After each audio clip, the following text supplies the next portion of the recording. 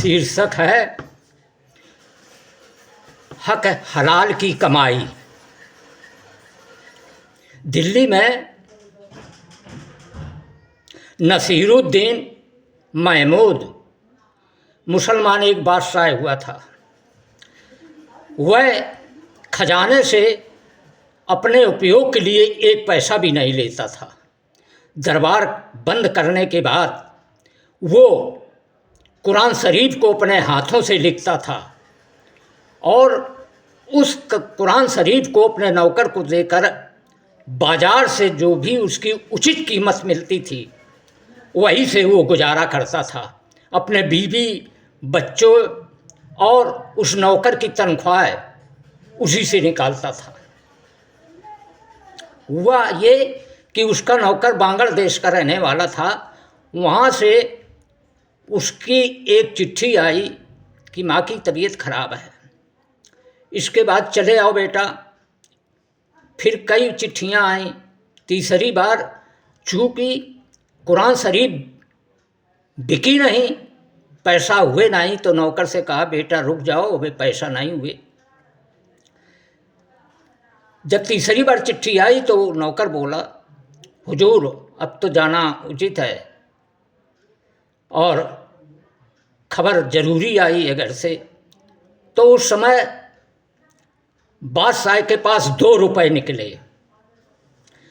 उसने 2 रुपए अपने नौकर को दिए तो नौकर हैरत में पड़ गया कि 2 रुपए से क्या होगा। लेकिन उसने कहा कुछ नहीं, बादशाह से कुछ नहीं कहा। बादशाह ने कहा कि बेटा ये हक की कमाई है,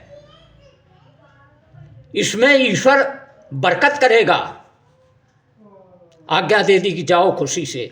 वो नौकर बांग्लादेश का रहने वाला था, वहाँ से चल दिया और सोचता जाता है कि इस 2 रुपए में हम क्या लें जिससे कि हम घर के बच्चों को और सबको क्या कम से कम 2-2 4-4 चीज़ें तो मिलें। तो वो ऐसी जगह से गुजरा जहाँ पर अनार बहुत सस्ते बिकते थे। अनारों की फल की बहुत ज़्यादा वहाँ बिक्री और बहुत सस्ते। तो उसने उस 2 रुपए में एक पूरा गट्ठर बांधा और बांध करके वो चल दिया। जब उसका देश बांग्लादेश आया तो वहाँ के राजा की रानी की हालत गंभीर हो गई। वैद्यों और हकीमों ने देखा और कहा देखो इसको अनार का रस पिलाया जाए तो ये आपकी रानी ठीक हो जाएगी। उसने ढिंढोरा पिटवा दिया कि एक अनार के 1000 रुपये दूंगा जो भी लाएगा। क्यों? वहाँ अनार के पेड़ थे नहीं, बांग्लादेश रेगिस्तान का इलाका। हुआ ये कि उसने जब सुना कि अनार ढिंढोरा पीट रहे थे नौकर, तो उसने सुना, वो गट्ठर लेकर के दरबार में पहुंच गया। राजा ने जब गट्ठर देखा अनार का बड़ा खुश हुआ और उसको प्रति अनार का 1000 रुपया दिया। वह हजारों रुपए का मालिक बन गया। राजा ने अपने 2 सिपाहियों को भेजा कि जाओ इसको घर भेज जाओ। और वहाँ जब घर पहुँचा तो सभी लोग खुश के मारे खूब खुशी हुए कि मेरा बेटा बादशाह के यहाँ से बहुत पैसा लाया।